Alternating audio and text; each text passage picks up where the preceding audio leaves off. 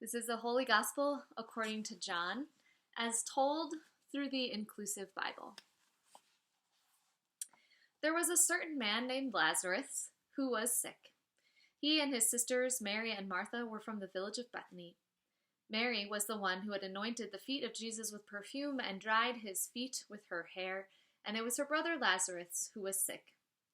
The sisters sent this message to Jesus: "Rabbi, the one you love is sick." When Jesus heard this, he said, "This sickness will not end in death. It is happening for God's glory, so that God's only begotten may be glorified because of it." Jesus loved these three very much. Yet after having hearing that Lazarus was sick, he remained where he was staying for 2 days more.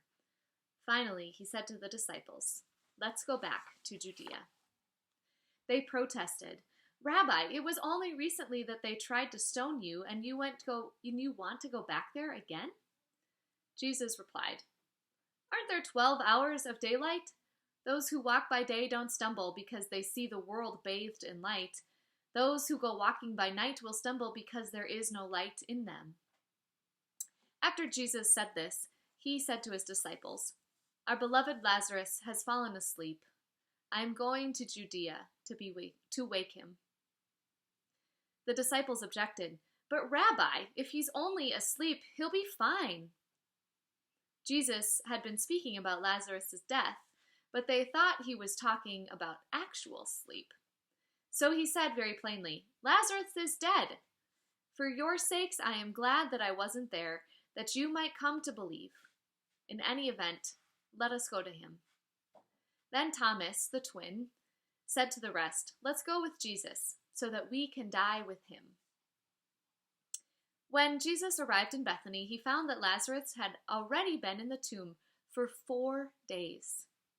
Since Bethany was only about 2 miles from Jerusalem, many people had come out to console Martha and Mary about their brother.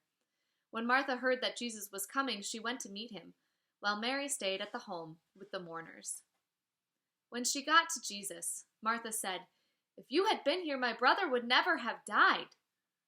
Yet even now I am sure that God will give you whatever you ask." "Your brother will rise again," Jesus assured her. Martha replied, "I know he will rise again in the resurrection on the last day." Jesus told her, "I am the resurrection, and I am life. Those who believe in me will live even if they die, and those who are alive and believe in me will never die. Do you believe this?" "Yes," Martha replied.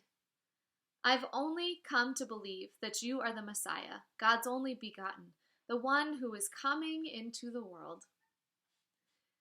When she had said this, Martha went back and called her sister Mary. "The teacher is here, asking for you," she whispered. As soon as Mary heard this, she got up and went to him. Jesus hadn't gotten into the village yet. He was at the place where Martha had met him. Those who were there consoling her saw her get up and quickly followed Mary, thinking she was going to the tomb to mourn. When Mary got to Jesus, she fell at his feet and said, "If you had been here, Lazarus never would have died." When Jesus saw her weeping and the other mourners as well, he was troubled in spirit, moved by the deepest emotions. "Where have you laid him?" Jesus asked. "Come and see," they said. And Jesus wept. The people in the crowd began to remark, "See how much he loved him?" Others said, "He made the blind person see. Why couldn't he have done something to prevent Lazarus' death?" Jesus was again deeply moved. They approached the tomb, which was a cave with a stone in front of it.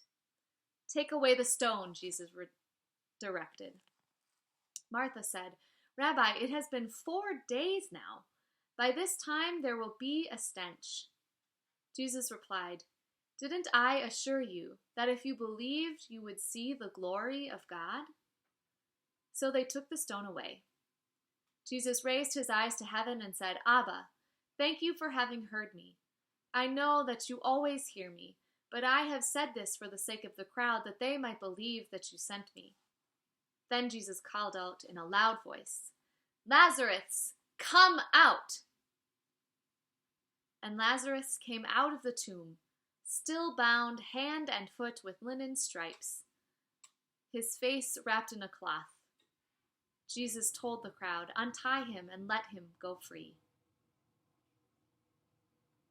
The Gospel of the Lord.